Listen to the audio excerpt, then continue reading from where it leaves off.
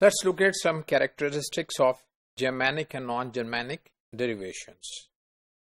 So the inherited Germanic root heart is free, while its cognate and roots cord and cart, borrowed from Latin and Greek, are bound. So if this is the case, what about the affixes that we borrows? If this kind of contrast is general, then it has implication for inherited and borrowed affixes too. So if we look at the native Germanic affixes, they are generally attached to the free bases, while the affixes that attach to the bound bases should generally be borrowed, right? They are not from the native Germanic affixes. And this is true. So if you look at these derivational affixes that we have just considered so far or classified, so Germanic selected almost exclusively free bases. So ish, ed, en, or hood, etc.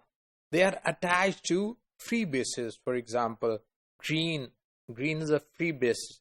We can add greenish, right? So play is a free base. You can add played. But contrary to this, on the right side, Romanes or Greek readily permit or even prefer bound ones. So they are attached to the bound one, right? So as we will see them, that Asian. So generally we added with a bound base. For example, let's take the example of two affixes let and at.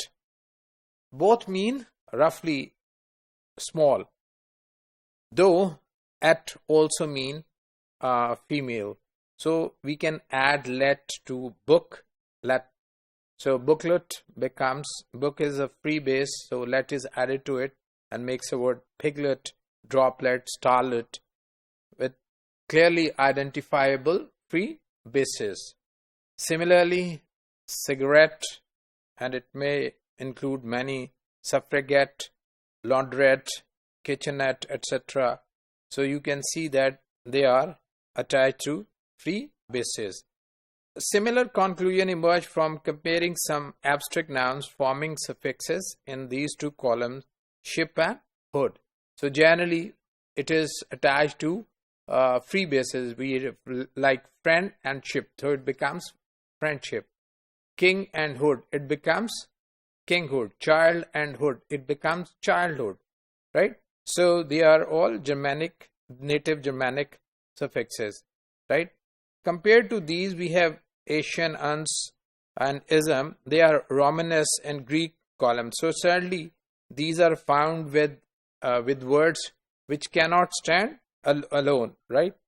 For example, consumption, preference, Catholicism, though they are sometimes attached with some roots that lack free allomorphs entirely, like condition, patience, and solipsism. Nouns in ship and hood always seem to have free bases, as we just said. The governorship, childhood, etc. The historical basis for the root of an English word is more likely to be free than bound, yet a large number of bound roots exist in modern English. So as we have seen, due to the massive borrowing from Latin and French language. An example is the suffix ment. Another example is the suffix ment, that as in development, punishment, commitment, attainment, though it is sometimes found with a bound base, as in the nouns complement, because completely does not stand alone, supply does not stand alone, but these are exceptions to it.